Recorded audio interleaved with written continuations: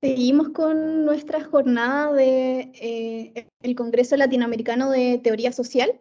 Comenzamos con el segundo bloque, donde va a estar Paula Galindo y luego Beatriz García García. Un segundo, voy a proyectar. Ok, ya. Tenemos a Paula Galindo da Costa. Ella es trabajadora social y doctorada de la Pontificia Universidad Católica de Sao Paulo y actualmente es trabajadora social del Tribunal de Justicia de Sao Paulo, Brasil. Bienvenida, Paula. Boa tarde a todos. Meu nome é Paula, sou assistente social, estudante de doutorado em São Paulo e eu trabalho no Poder Judiciário do Estado de São Paulo. Buenas tardes a todos, mi nombre es Paula Galindo da Costa y soy asistente social del Estado de Sao Paulo y trabajo como asistente social en el Tribunal de Justicia de Sao Paulo. E hoje eu vou apresentar, o trabalho das opressões de gênero, determinação social para o adoecimento mental de mulheres. E o que me motivou a fazer esse tipo de pesquisa no doutorado foi o fato de que hoje, dentro do Tribunal de Justiça, eu trabalho numa seção de saúde mental que atende os funcionários do Poder Judiciário. E nesse trabalho, eu comecei a me deparar com muitas mulheres adoecendo, desenvolvendo problemas de adoecimento mental ou agravando problemas que já tinham por decorrência de relações de opressão, principalmente assédio, tanto moral quanto sexual. Entonces, hoy le voy a presentar mi presentación que tiene que ver con la determinación social y cultural general a la opresión social de la mujer. Y lo que me motivó a esto fue el hecho de que mi trabajo en la Tribunal de Justicia específicamente es en la salud mental con mujeres y adolescentes que han sufrido este tipo de acoso, tanto de forma social, particular y también moral. E como assistente social, é muito importante fazer uma relação entre as determinações, é muito importante fazer uma relação anterior.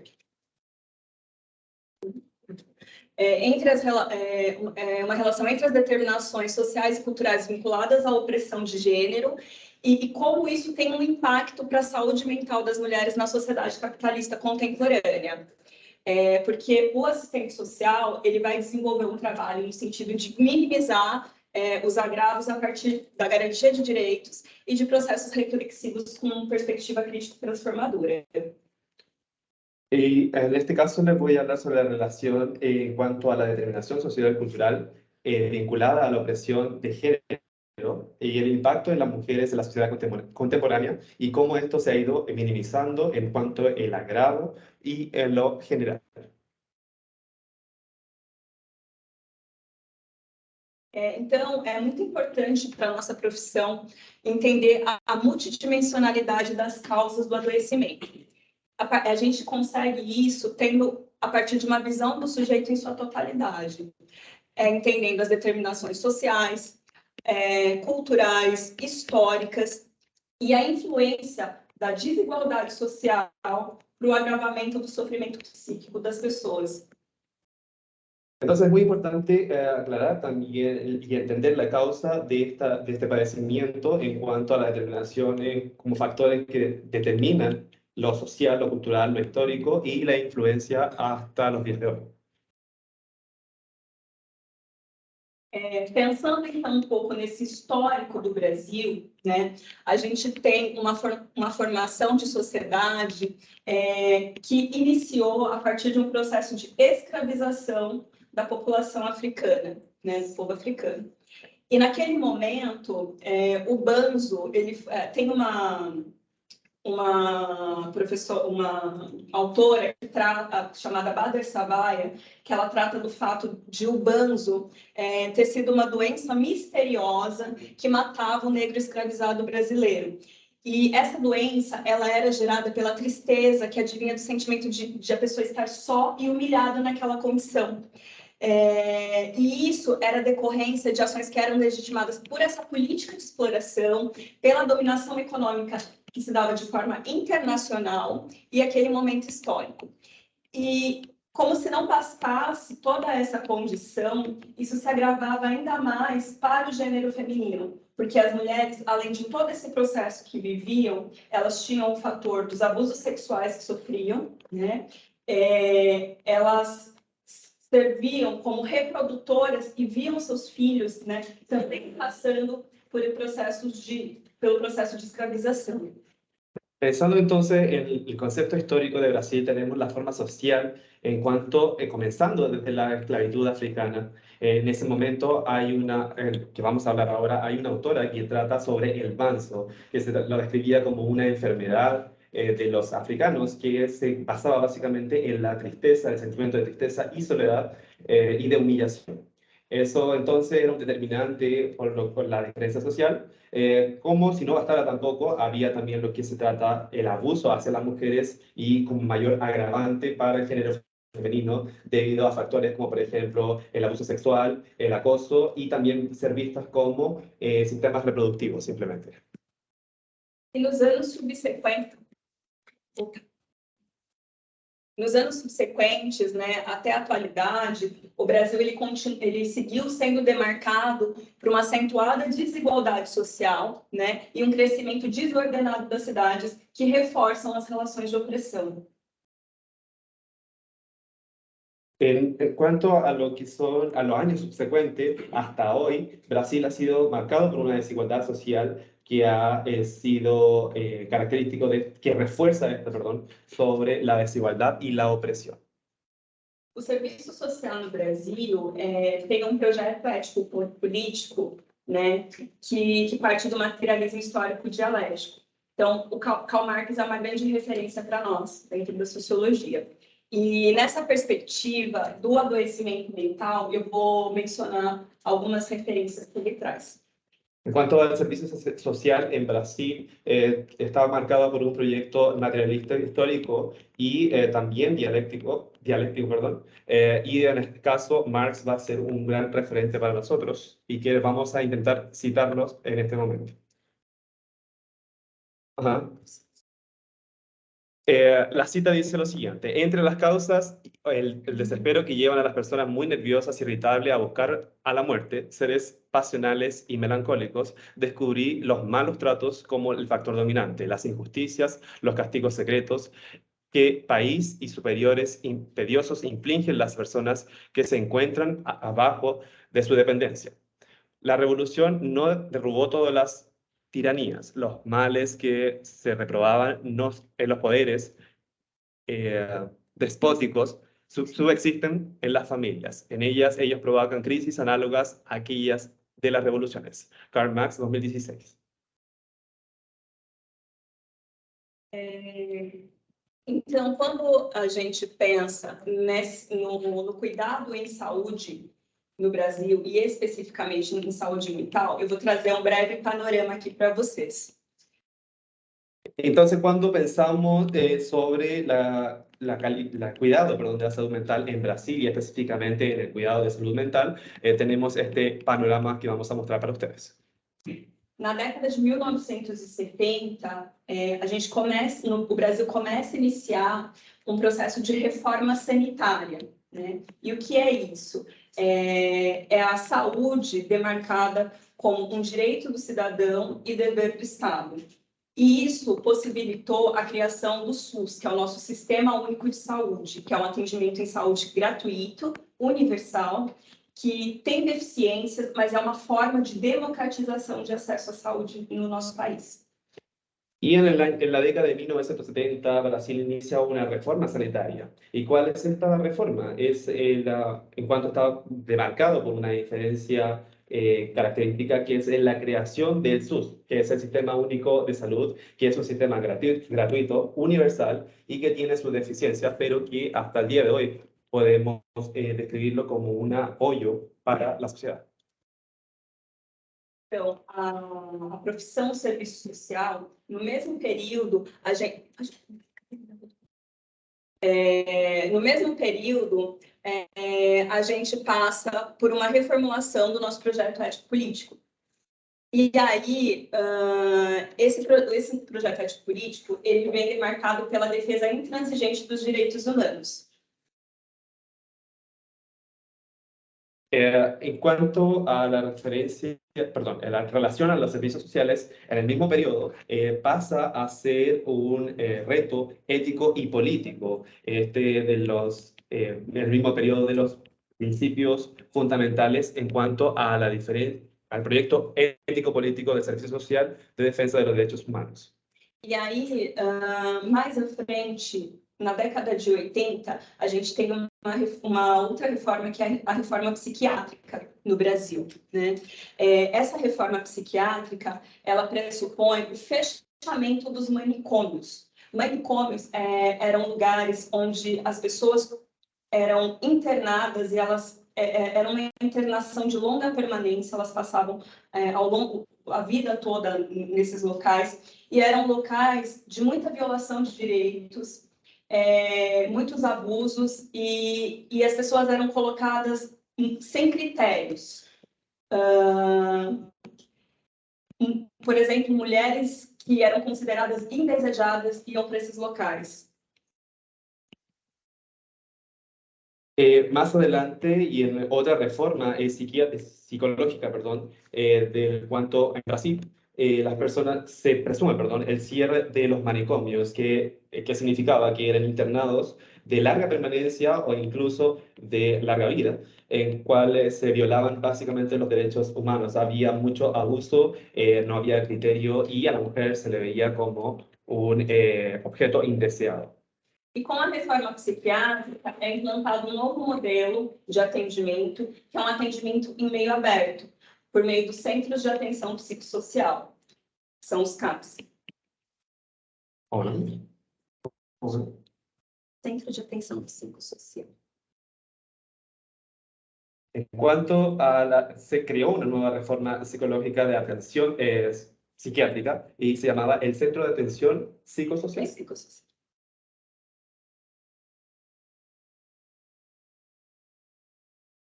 Para demarcar a questão mais específica das opressões relacionadas ao gênero feminino, eu vou trazer agora um pouco a questão da legislação no Brasil. Da legislação. Para demarcar entonces las cuestiones que generan este marcado hecho, vamos a mostrar ahora la legislación. Las leis. Sí, la legislación con referente aquí en Brasil. No ano de 2006, a gente tem um marco jurídico que é a Lei Maria da Penha. A Lei Maria da Penha, ela não elimina a violência contra a mulher, mas ela é um importante mecanismo para coibir e prevenir esse tipo de violência. E aí, ela vem tratar especificamente da violência doméstica e familiar. En el año 2006 tenemos en el marco de lo jurídico, tenemos la Ley María de la Peña, la cual no busca o no elimina, mejor dicho, la violencia contra la mujer, sino que busca cohibir y también prohibir este tipo de violencia, específicamente la violencia doméstica y familiar. Ela demarca que a violência contra a mulher ela não é só física, mas ela também é psicológica, moral, patrimonial, sexual. Esta marca que no solamente es una violencia física, sino que una violencia psicológica, moral, patriarcal y sexual. E para a saúde mental, isso vem de uma forma muito importante, porque as relações de opressão, as formas de violência, elas são um determinante, né? A gente entende como um determinante para o desenvolvimento e o agravamento do adoecimento mental de mulheres. E não só a violência física ou só a violência psicológica, mas também todas essas outras. En cuanto a la salud mental, es bastante más importante, ya que tiene relación con la la opresión, de la violencia, que son determinantes y agravantes y del desarrollo, que no solamente son físicos y psicológicos, sino que también todas esas que se acaban de mostrar. E além das violências que podem acontecer no ambiente doméstico, a gente também tem que abordar as questões das violências que acontecem no ambiente de trabalho. Y además de la violencia que ocurre en los ambientes domésticos, también hay que abordar lo que ocurre en los ambientes de trabajo. Então, a gente considera que no capitalismo monopolista, as opressões, elas condicionam um sofrimento psicossocial naqueles setores que são mais elementares para a manutenção da vida, que no caso é o trabalho. Entonces, consideramos que en el Capitolio, no, el segundo Capitolio. Capitalismo monopolista, son condicionantes no solamente para... Aquí, por favor. São condicionantes para o sofrimento Que psicossocial. son condicionantes para el sufrimiento psicosocial. Para o serviço social fica muito claro que as relações de trabalho elas têm representado um significativo desencadeante do desenvolvimento e do agravo de adoecimento mental das pessoas, né? Mas quando a gente pensa na mulher, essa relação fica ainda mais marcante.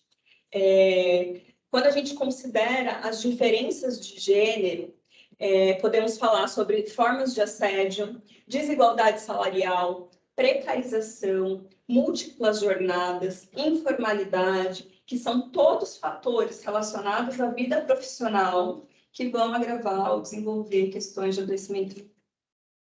Y en relación al servicio social, en relación al trabajo, esto significa un agravante a lo que es el padecimiento mental. En cuanto a pensar en el concepto de mujer, es mucho más marcante a diferencia del género femenino, como el...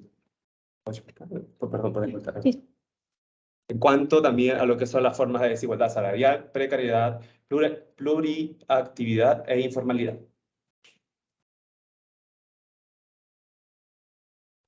Com relação aos cuidados em saúde mental no Brasil, então, como eu havia dito anteriormente, a gente passou por uma reforma psiquiátrica, né, com o objetivo de humanizar a forma como esse tratamento era feito.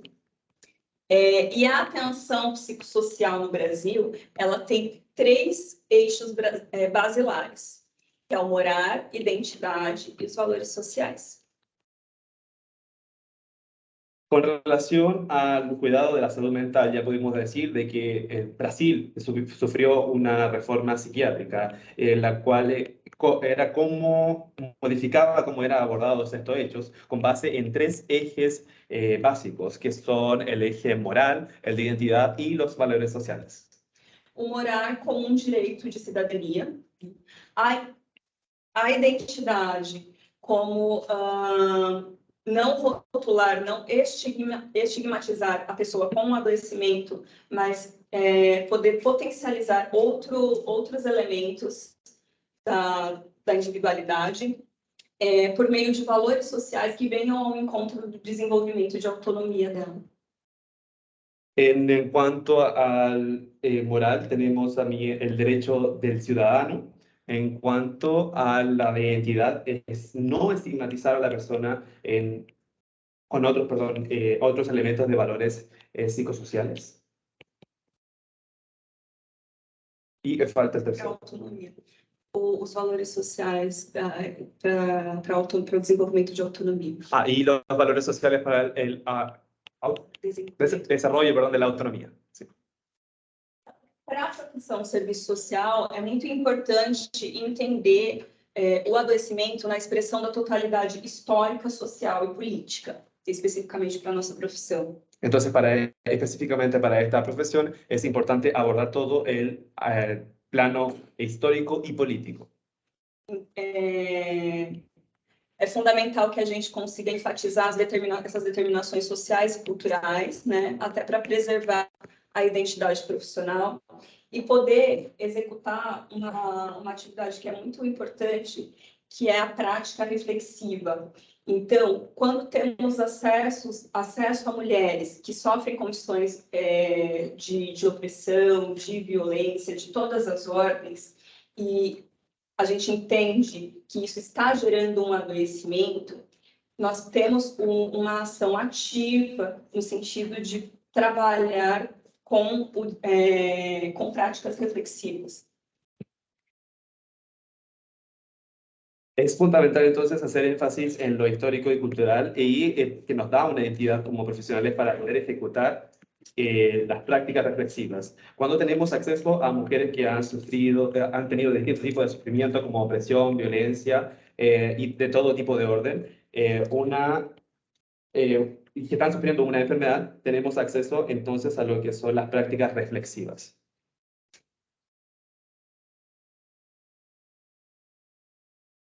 Com relação à minha pesquisa de doutorado, ela vai ter algumas etapas, iniciando com uma pesquisa de natureza bibliográfica, para aprofundar o entendimento do conceito de violência estrutural e opressão. Con relación a mi investigación sobre doctorado, tenemos distintas etapas, comenzando con la investigación de la naturaleza bibliográfica, el concepto de la violencia estructural y opresión. Posteriormente, a pretensão é fazer um levantamento dos dados quantitativos sobre adoecimento mental na rede de atenção psicossocial do município onde eu trabalho. Y posteriormente tenemos también lo que es la investigación de los datos cuantitativos sobre el padecimiento mental de red de atención psicosocial en su trabajo. O objetivo é conseguir coletar dados sobre faixa etária em que as situações de saúde mental se agravou, condições de moradia, condições de trabalho, especificamente das mulheres que vão fazer parte desse levantamento. El objetivo es recolectar datos sobre, por ejemplo, rango etario donde la situación o el padecimiento se agravó, datos como vivienda, trabajo, sobre estas mujeres que han sufrido este tipo de enfermedad mental. Na sequência, a ideia é fazer uma pesquisa qualitativa com mulheres que estão em atendimento na rede de atenção psicossocial. En consecuencia, también la investigación es de tipo cualitativa. Com mulheres que estão em atendimento. Mujeres que están en atención na rede de atenção. En la red de atención psicosocial. Para essa atividade, a pretensão é utilizar a metodologia de história oral. Por qual motivo? Fica perceptível que na área de saúde mental sempre existem profissionais falando sobre o adoecimento das pessoas. E a gente acaba por não ter, pelo menos no Brasil, bibliografia sobre as próprias pessoas falando sobre as suas experiências de sofrimento psíquico. Para esta actividad, entonces, optamos por una metodología histórica oral, porque siempre existen profesionales, por lo menos en Brasil, hablando sobre enfermedades mentales, pero nunca tenemos datos sobre personas hablando sobre sí mismas de estas mismas enfermedades. E, por fim, a ideia é avaliar os impactos do trabalho do assistente social, né, onde houve relações de opressão e essa atividade profissional ela se mostrou influente. Por fim, a ideia é avaliar os impactos do trabalho do assistente social, em que os processos de opressão se mostraram como influentes para a condição de agravamento ou adoecimento mental. Y finalmente, la idea de evaluar a dónde hubo relación en los impactos de trabajo del asistente social en que los procesos de opresión se muestran como influentes para la condición o agravamiento del padecimiento mental.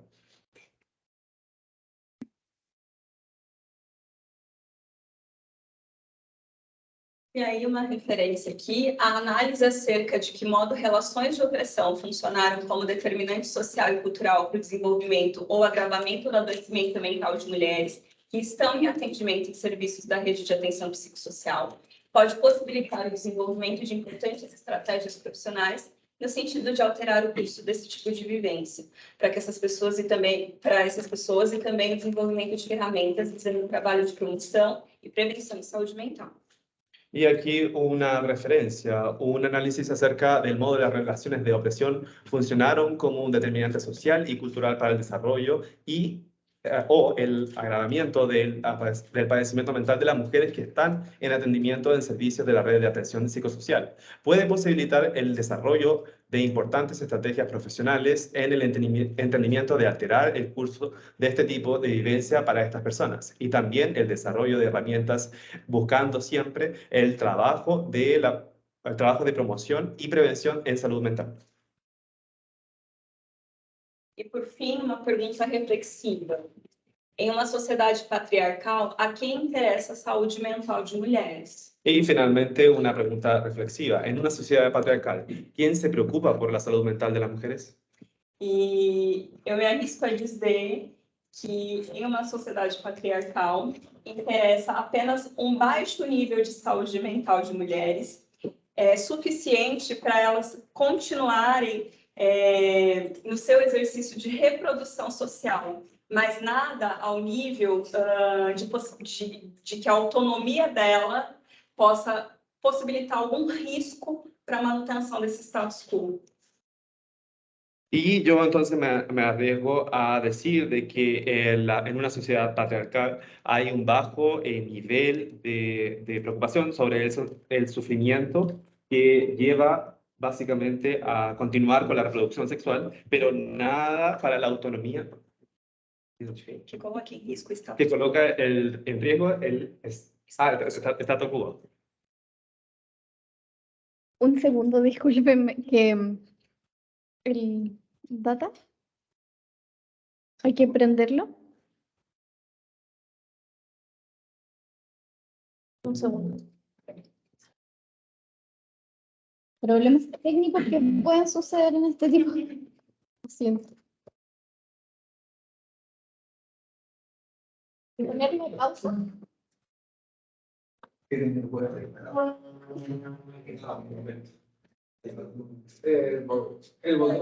Sí, acá para las personas que están online se nos apagó el dato, así que un segundo.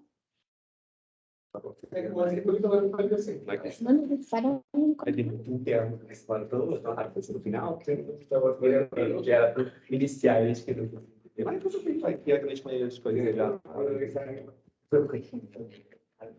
Aí por causa do tempo, né? A gente vai dar muito tempo, né? Aqui não se preocupa pela hora que tá aqui com mais acabar tranquilo.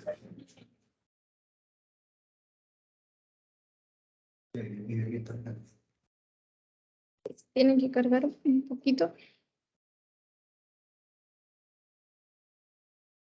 No veo que esté como... ¿Fue mi idea? Aí, Bien. que tarda nesse momento.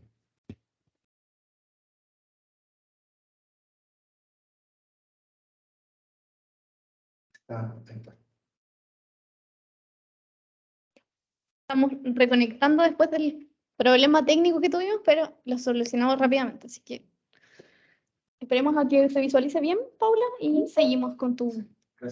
Está guardando e visualizar bem. Continua.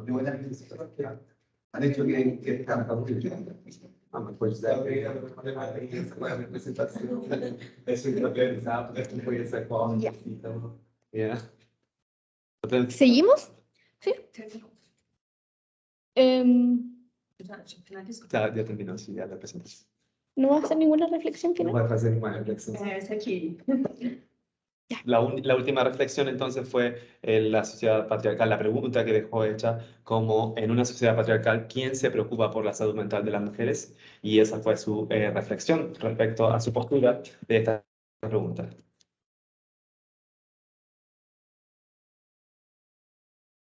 Perfecto. Entonces, ya estaríamos con la presentación de Paula, que nos habla de la opresión como un determinante en el agravamiento de la salud mental de las mujeres. Y quería preguntarle a usted, a las personas que están acá presentes, si es que tienen alguna pregunta, quieren compartir alguna reflexión al respecto. Me gustaría hacerte una pregunta, Paula.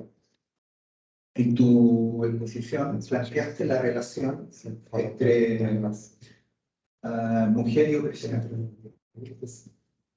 Lo das como una relación causal, en términos de que siempre se entiende la opresión relacionada con la mujer. Si puedes explicar un poco más eso desde el punto de vista simbólico, cómo se reproduce la lógica de la violencia y de la asistencia en las políticas públicas brasileñas. No Brasil, a gente pode notar que essa relação ela é histórica, como eu mencionei, e ela se dá em diferentes vertentes. Ela se dá de forma. En Brasil podemos notar que esta relación tiene causal histórica y que se da en distintas vertientes. Na família, com as relações tanto de violência doméstica quanto de sobrecarga da mulher, que geralmente acumula multifunções. Tanto en la familia como en las relaciones domésticas, vistas desde la perspectiva de las multifunciones domésticas de la mujer. O trabalho, o cuidado com os filhos. El trabajo, el cuidado con los hijos. A ausência de paternidade responsável. La ausencia de paternidad responsable.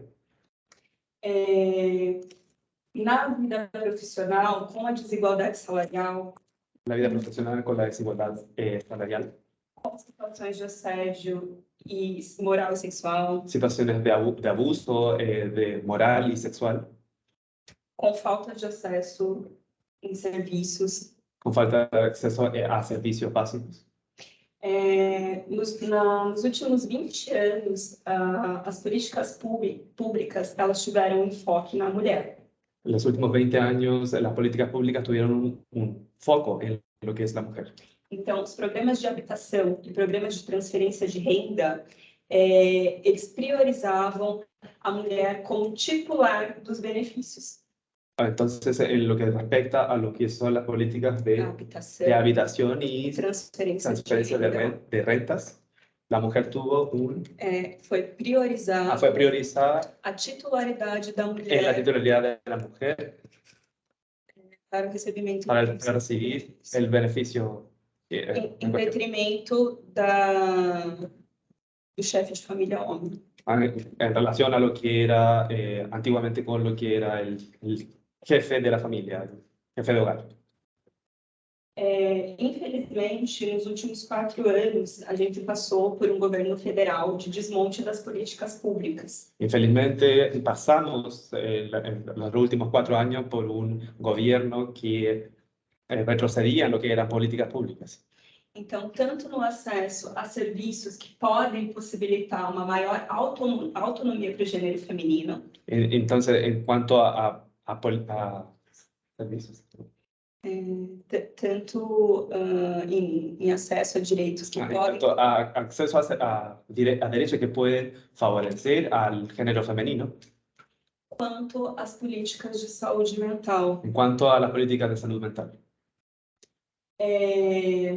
Neste momento, a gente está retomando governo que tem uma perspectiva mais desenvolvimentista. En este momento estamos retomando con un gobierno que tiene una perspectiva más desarrolladora.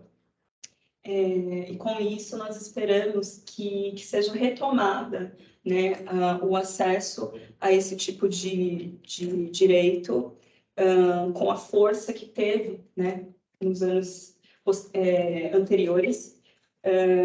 Para que a gente siga fortalecendo a autonomia das mulheres e, consequentemente, possibilitando saúde.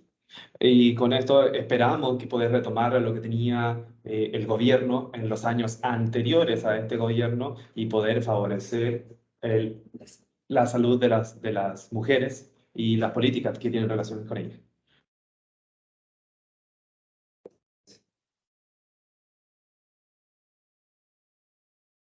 Perfecto, entonces si no hay más preguntas para Paula, agradecerte también por tu ponencia. Quisimos hacer lo mejor posible en cuanto a traducción, así que hay con algunos problemas técnicos entre medio, pero supimos arreglarlo prontamente. Todo bien, ya. Seguimos entonces con nuestra última ponente, expositora. Gracias, Paula. Denme un segundo, que ella no pudo asistir online ni tampoco presencial, pero nos dejó el material acá. Un segundo. Gracias, Sebastián. Gracias, Sebastián, el traductor. Esteban. Sí.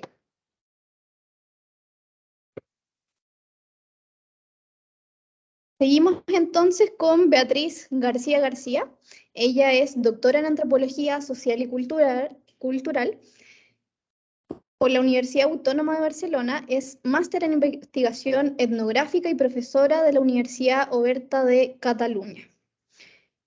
Nos va a presentar el valor del concepto culturalmente construido de casa en procesos de atención y acogida institucional. Toma los ejemplos de Italia y España.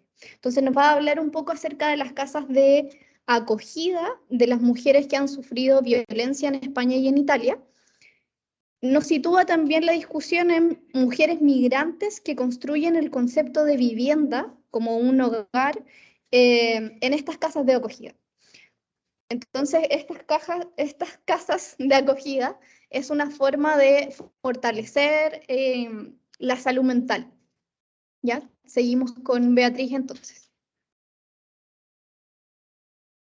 Buenos días, buenas tardes. Soy Beatriz García y estoy encantada de participar en esta mesa de salud mental y vivienda del 4º Congreso Latinoamericano de Teoría Social. Si me estáis viendo en este vídeo es que mi primera opción de participar, que era en streaming, no ha sido posible. Me hubiese encantado de verdad poder escucharos, recibir vuestras ideas, conocer vuestras investigaciones, saber qué se está haciendo, ¿no? en este ámbito. Me hubiese interesado muchísimo, pero bueno, seguramente que por problemas de conectividad no he podido participar y tengo que hacerlo con este vídeo. Quería antes de comenzar agradecer a Manuel Ulloa la invitación y haber aceptado mi comunicación a este congreso y también a Catalina Paz de Ramón por todo el trabajo logístico en primer lugar, pero bueno, por también la inspiración que nos ha dado su investigación que tiene que ver con vivienda, con salud mental y con género, como el tema que yo estoy trabajando. Muchísimas gracias a los dos por haber facilitado, por haber hecho de puentes, ¿no? Cuando estaba leyendo sobre el Congreso hay un aspecto que tiene que ver con el subtítulo, ¿no? Esta idea de pensar global, pensar local, que me ha gustado mucho porque es aquí donde se encaja un poco la propuesta que os quiero presentar, ¿no? Que tiene que ver con este pensar en lo local y trabajar desde la identificación de prácticas situadas cotidianas para luego poder generar conocimiento social, ¿no? Soy antropóloga y lo digo desde el primer momento porque la antropología, la verdad es que no es solamente mi profesión o mis estudios, sino que atraviesa toda mi manera de mirar el mundo y creo que hay algunas dinámicas que tienen que ver con la cultura que no se cuidan lo suficiente también en temas de vivienda, ¿no?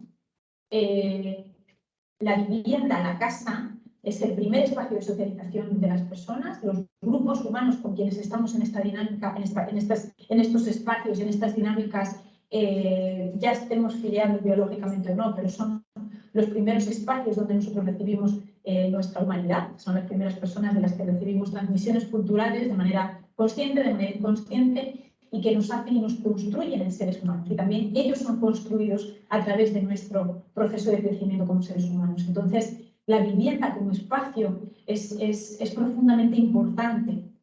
La vivienda como casa, porque me da la sensación de que hay una primera acepción de vivienda, que es esto de que te den un techo para que no te caiga un rayo o para que no te caiga agua, pero hay una dimensión de la vivienda como casa, ¿no? Y hay muchísimos estudios que relacionan cómo son las viviendas, cómo son las culturas, cómo las personas se disponen en viviendas en función de gustos, preferencias culturales, ¿no? Aquí, yo ahora mismo estoy viviendo en Senegal y existen muchísimos trabajos que tienen que ver con cosmovisiones y distribuciones de viviendas en muchísimos países. Tuve hace poco la oportunidad de escuchar una comunicación en concreto situada en Mali, ¿no? Y hablaba incluso de cómo el concepto de ser humano estaba reflejado en las formas de las viviendas. Y esto seguramente que vosotros como investigadores en temas de viviendas también lo tenéis identificado, ¿no? Es decir, hay que trascender esta idea de vivienda como casa que te dan cuando hay una inundación y te quedas sin nada, porque si ese lugar no tiene significado para ti, si ese lugar no permite la identificación, entonces no te está ayudando como humano y de alguna manera te está vulnerando, ¿no?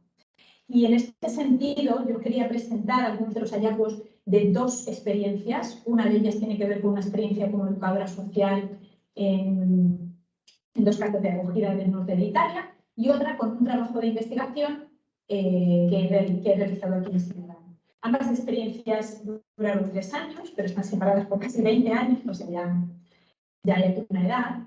Y bueno, y es precisamente unir una experiencia con otra la que permite identificar una serie de continuidades y de hallazgos, ¿no? Y una serie de reflexiones que tienen que ver precisamente con los mecanismos de acogida, los mecanismos de vivienda institucional para personas en condiciones de vulnerabilidad. Es decir, ¿qué es lo que estamos ofreciendo como sociedades? Yo no diría de acogida porque no siempre se acoge, sino sociedades de destino a las personas que necesitan esos espacios para poder vivir y que los necesitan en muchos casos para estar protegidos.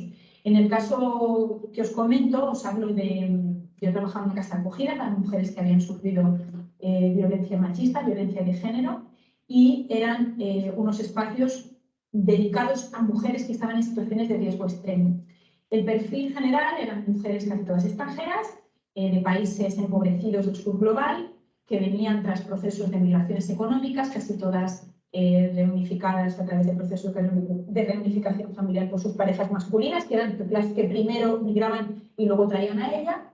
Eran mujeres que ya sufrían, muchas de ellas, violencia de género desde el origen, durante todo el proceso migratorio, y cuando se encontraban en Italia, asentadas en ciudades del sur, después de un periplo que podía haber atravesado previamente otros países, como España, como Francia, pero después de todo el periplo de salir, de llegar, estaban asentadas en ciudades del sur, donde se identifica esta violencia, donde se denuncia la violencia, a la mujer se la pasa a proteger en un recurso asistencial y para evitar, para proteger de las amenazas que tenían las parejas, eran particularmente violentas, aunque tampoco es que podamos decir que hay grados de violentitos y violentos, porque esto es una amenaza terrible que afecta de manera radical y terrible sobre la vida y sobre la salud mental de las mujeres, pero como tenían que encontrar recursos, las ulteriormente desplazaban al norte de Italia, que es donde estaba yo. Es decir, si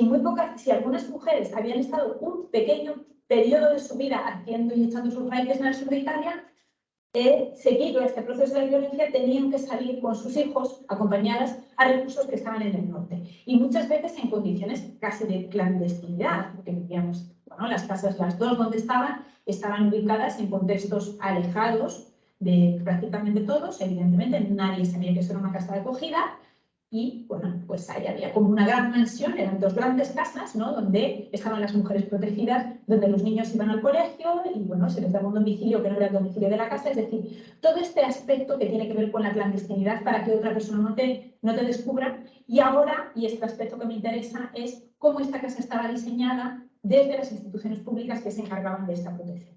Debo decir que no todas las mujeres que sufren violencia son acogidas. Primero, porque no todas las situaciones son denunciadas y segundo, porque las listas de espera son tremendas y esta situación no ha cambiado. Es decir, sigue habiendo situaciones de urgencia donde se tienen que acoger a mujeres y doy fe que también esto surge en Madrid y en Barcelona y en Italia también. Es decir, sigue habiendo muchas mujeres que están expuestas a violencia que no encuentran recursos asistenciales. Por otra parte, la manera en que las instituciones diseñan estos espacios tienen que ver, evidentemente, todos los espacios diseñados desde una administración pública situada en un contexto son por definición etnocéntricos y en el caso de nuestras instituciones son también, están llenos de prejuicios, están llenos de racismo, podríamos decir, sobre los orígenes culturales y geográficos de personas del sur. Entonces, ¿qué es lo que sucede? Que nosotros les proporcionábamos un espacio casa, se llamaba casa de acogida, donde se pedía a las mujeres recrear una cotidianidad. Esa cotidianidad estaba completamente imbricada en una trama cultural de casa europea burguesa, además, donde existen unas formas de ser, de compartir, de comportarse, de comer, ingredientes, espacios, tiempos, higiene, todo lo que sucede en la intimidad de una casa, ahí estaba arreglado. Y dentro de, al tratarse de un recurso asistencial, no solamente estaba arreglado, sino que era pasado por objetividad, ¿no? Y esto sucede y lo conocemos, ¿no? Y esto es un ámbito de investigación nuestro, ¿no? Cuando se construye como lo normal, algo culturalmente orientado. Y por tanto, poblaciones de otros orígenes, con otros sistemas, con otras maneras de pensar, sentir y actuar, no pueden entrar ahí o no encuentran en ello un espacio terapéutico para hacer su casa.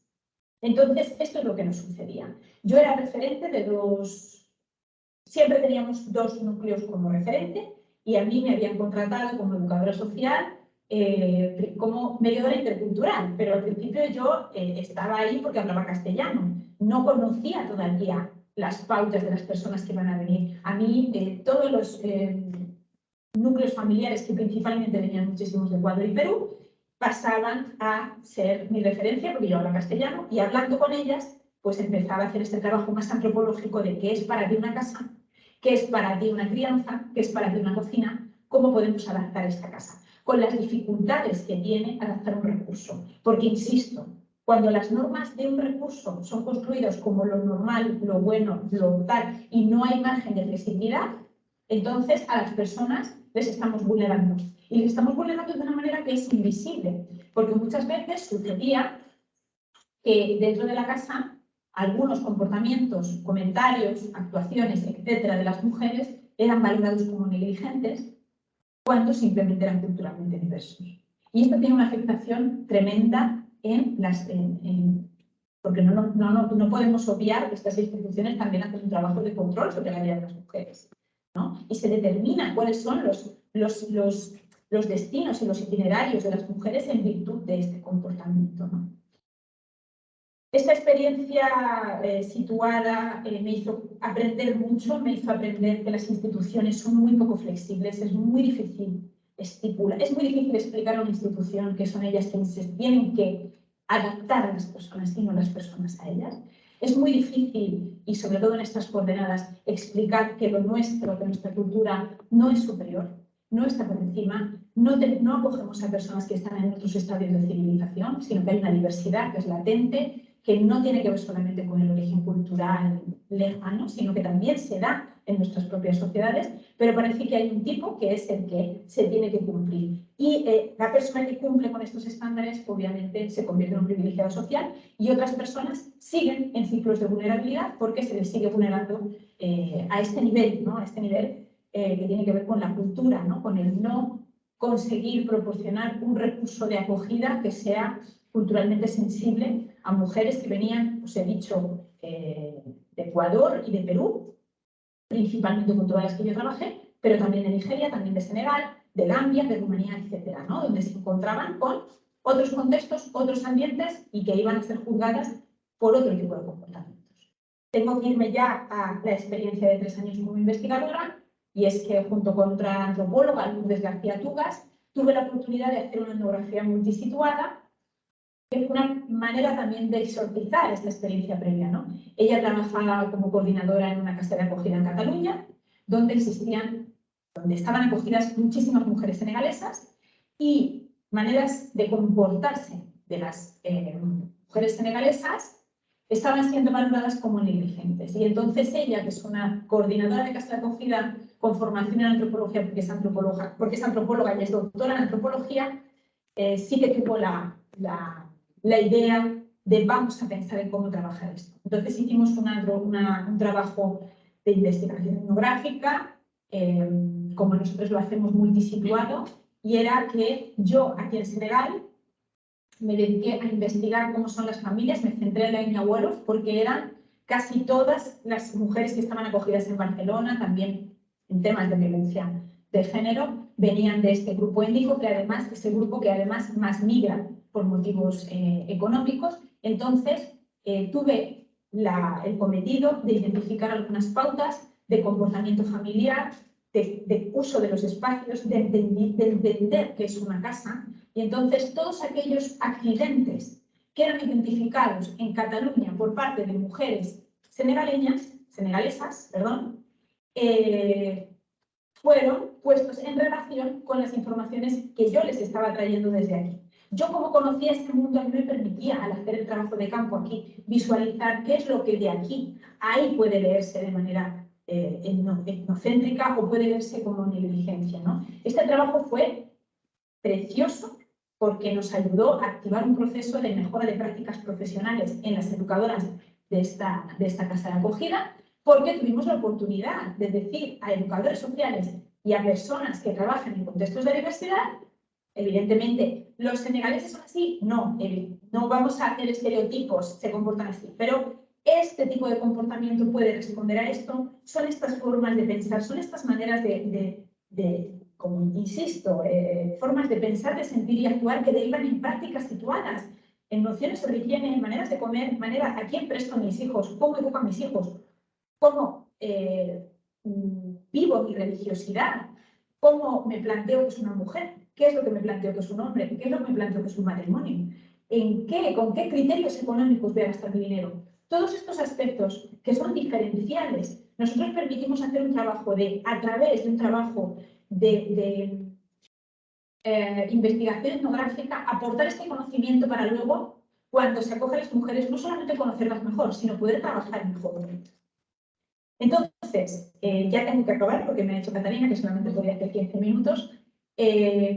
Mi trabajo es para entender un poco, o sea, el objetivo de mi comunicación tan breve tiene que ver con esta idea de cuando se hacen recursos para personas en situaciones de vulnerabilidad, con problemas también de salud mental, y esto no lo he dicho, pero evidentemente podéis imaginar cuáles son, bueno, en base a las trayectorias, cómo son los estados mentales de las mujeres que llegan después de periplos tremendos a estar acogidas en estas casas, cómo nosotros pensamos que son las acogidas. Es importante, insisto, que las instituciones, cuando dan acogida, cuando dan casa, den casa, no den techo. Y si eso implica hacer transformaciones significativas, tiene que hacerse, porque si nosotros estamos acompañando a mujeres a hacer trabajos de empoderamiento y que puedan recuperar su salud mental, cómo es su casa, qué hacen en su casa, cómo es su intimidad y cómo está distribuida, es un componente esencial de esta salud mental. Bueno, no puedo decir nada más. Muchísimas gracias por haberme escuchado. Estoy a su disponibilidad plena para responder preguntas, sugerencias. En mi documento de comunicación está el artículo que hicimos con Lourdes sobre estas consideraciones etnográficas para trabajar con mujeres en contextos de diversidad cultural. Muchísimas gracias, insisto, por haberme escuchado. Estaré atenta a sus comunicaciones y espero que pasen un buen día. Gracias.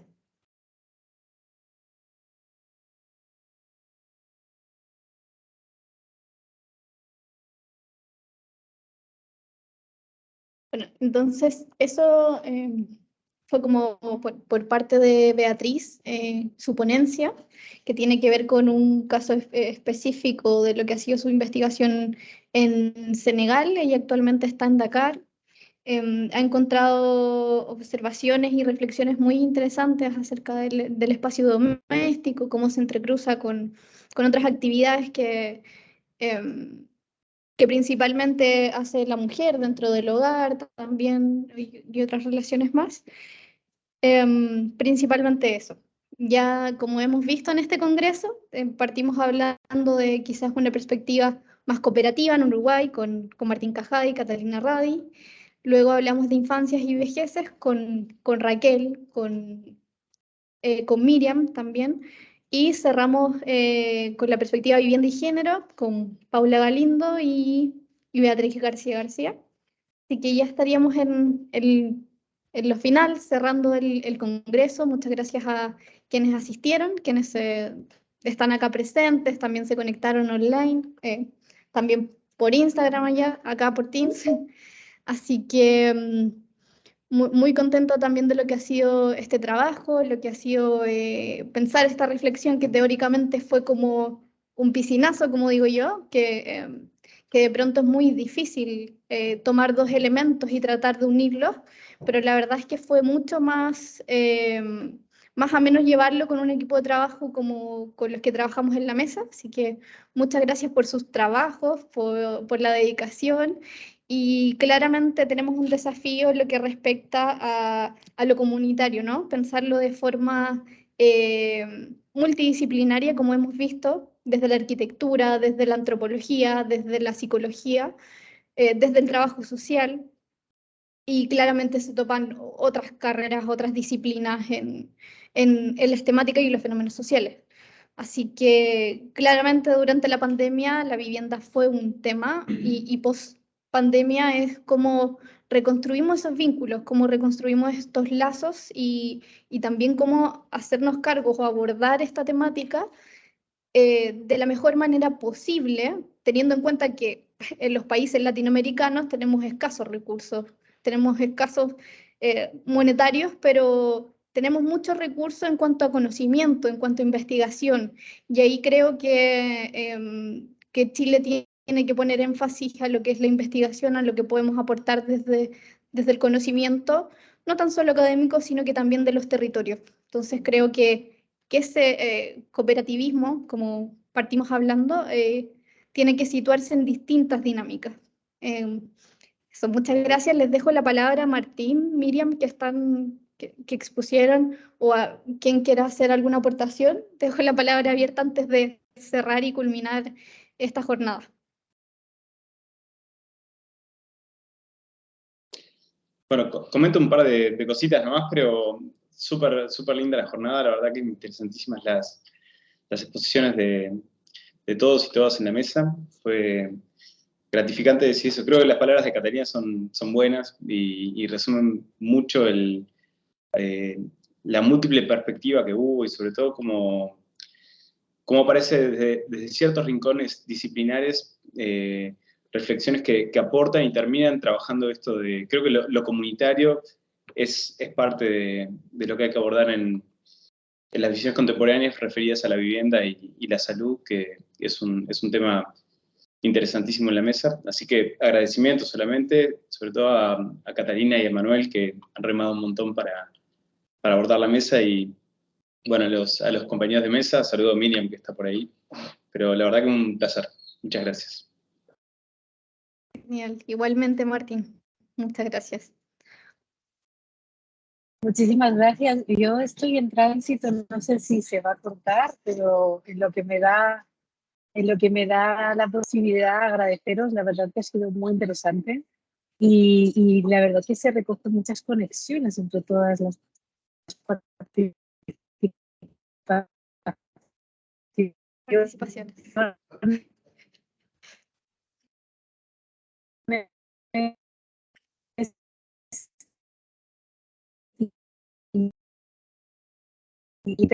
Y entrelazarnos de todas. Pues muchísimas gracias por la organización y enhorabuena por lo que han sido muy interesantes. Perfecto, muchas gracias, Miriam, también por todo el trabajo. Es un honor tener también una investigadora como tú, como Martín, como Paula, acá presente, que vino desde Brasil acá. Claramente. Sí, Paula, si quieres. Estoy muy grata por estar. Sí, Deme un estoy segundo encantadísima de como haberos para... conocido a todas nosotras y a todas las personas que hemos participado. ¿Se ve Paula ahí? Sí. Eu estou muito grata pela oportunidade de estar aqui, compartilhando conhecimento e tendo referências tão importantes das pesquisas de todos vocês. Estoy muy agradecido de estar aquí, compartiendo tanto el conocimiento con ustedes y como personas tan grandes como ustedes. E gostaria de fazer um agradecimento especial à Catalina, que esse tempo todo se dedicou, se empenhou tanto, né, para a coordenação dessa mesa acontecer de uma forma tão importante e assim foi feito. E o Manuel também. Me quería dar un agradecimiento especial a lo que es Catalina por hacer que esta mesa fuera un trabajo tan importante y obviamente también a Manuel también, sí. Perfecto, entonces estamos culminando esta jornada. Un abrazo a todos, a todas, y espero que podamos seguir compartiendo reflexiones en otra instancia. Y nada, un aplauso para todos y todas también, los que participaron.